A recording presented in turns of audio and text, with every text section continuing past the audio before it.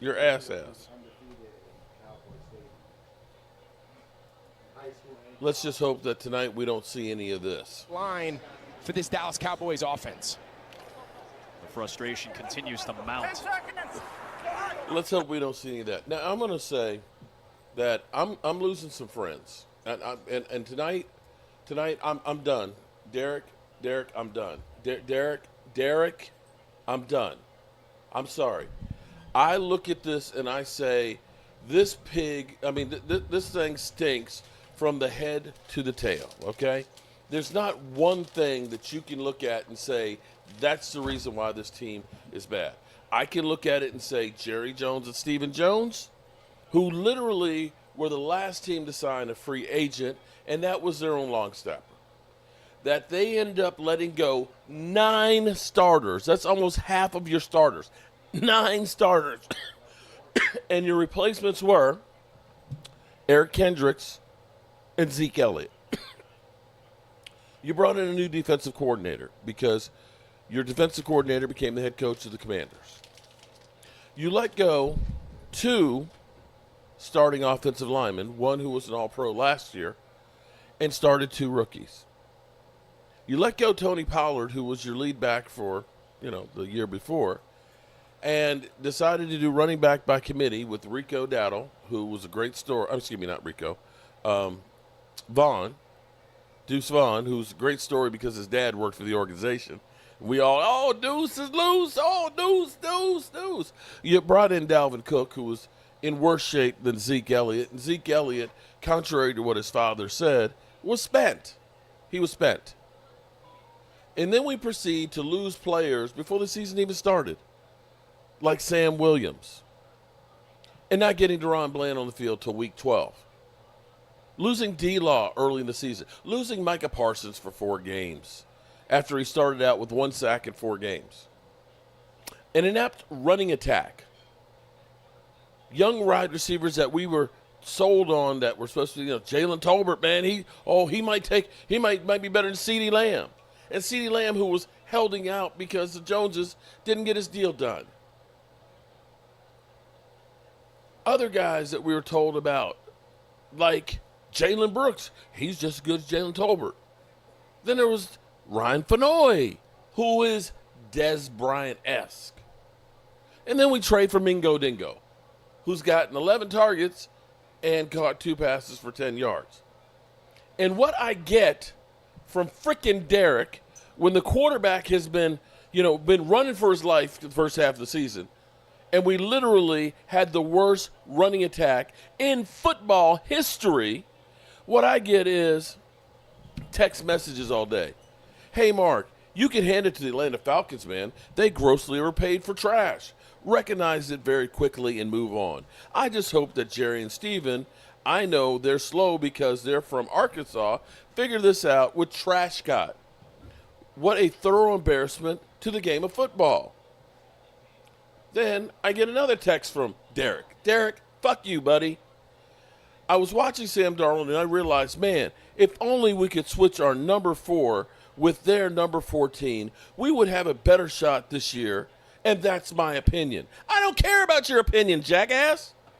Jalen Daniels is basically the best quarterback in the NFC East. It is a fact, man.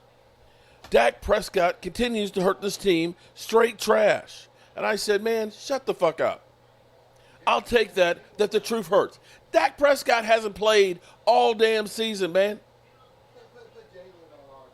Man, listen. You literally think that if you – are you dumb enough, Derek? I know you're a computer man. Maybe you don't get out enough. Bro, do you honestly believe that if you just brought Sam Darnold here with this team with all the problems it had this year, that we're going to be a playoff team? You're sounding like freaking Eagle fans now. Don't be that stupid. Don't be that guy. Seriously. We had no running attack at all. We averaged about 60 freaking yards. Our offensive line, Tyler Guyton, literally was a penalty magnet. And when he wasn't getting the penalty, everybody was going in the inside. Yes, all the rodeo girls go in the inside to the quarterback. CeeDee Lamb was the only receiver that could catch a damn ball. And here it is. You're dumb enough to say, well, Prescott's holding us back.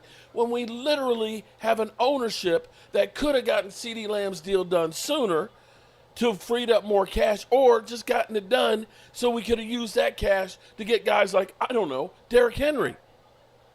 And then we look at this and say, well, you know, they wasted all their money on Dak Prescott. As we sit here taking $4 million this year and $9 million next year because they signed Michael Gallup. And not to mention the $6 million this year, along with the $6 million last year with dead money because of Zeke Elliott. And then we say, oh, well, we're going to win a Super Bowl now because we're bringing Zeke back now that he's spent. Is that what you're trying to tell me? Oh, and then there's the 4th-round draft pick. We trade for Trey Lance, and we literally say, since there is some chance of making the playoffs, he is so bad that Cooper Rush gives us a better chance with his noodle arm. Seriously? Derek, I'm sorry, buddy. You know, I appreciate all the work that you've done for me and helping point me in the right direction with computers and figuring shit out. But Derek, I'm sorry, bro. Shut the fuck up. Shut all the way the fuck up until you reach the top of Shut Fuck Mountain, where there are no more fuck ups to shut. Derek, you're dead to me, bro. You're dead to me. I get enough stupid nonsense, you know, crazy freaking takes from 49er fans that email me and shit. I get enough of that shit from Eagle fans, and I'm sure I'm going to start getting that from Commander fans. I don't need it from somebody who claims to be a Cowboy fan. So shut the fuck up. Shut all the way the fuck up till you reach the top of Shut Fuck Mountain where there are no more shut-ups to give, Derek. Seriously. If that is your opinion, then fine. If you want to spread it, start your own freaking YouTube channel where you can put on there about how much you hate freaking Dak Prescott and how you want to blame him for everything. But this is my house. And we're going to go through here and we're going to autopsy the body and look at all of the problems that we have.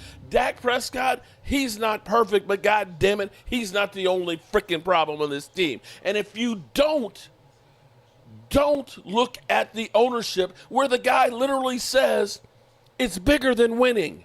It's bigger than winning. Stirring the shit up is bigger than winning. If you don't look at that jackass and his son who literally starts talking about, well, things are going to be tight. We literally have a freaking owner that says Derrick Henry, he's too expensive. You know what I don't hear from the Eagles? You know what I don't hear from the 49ers? You know what I don't hear from Kansas City? I don't hear from the Detroit Lions is something is too expensive or things are too tight. The things that, you know, we hear shit from guys that literally act like they know what they're talking about. We literally have Stephen Jones say stupid shit like, well, the Rams, you know, we don't believe that going out in free agency is the way you build a team. You mean the team that was just winning the Super Bowl? You're going to tell me that they don't know what the fuck they're doing, but you do, Catboy? Come on. Get the hell out of here. Don't come at me with that bullshit. I'm sick of that shit. I'm not taking it anymore. Derek, we're done. We're done, buddy. Finish. Finito. Out of here. No more. No mas. Seriously. Woo! Fuck. Motherfuckers piss me the hell off. And Dak ain't even played in what, 6-7 weeks?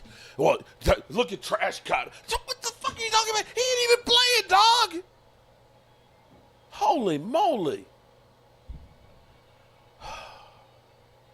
Aisha Robinson in the house.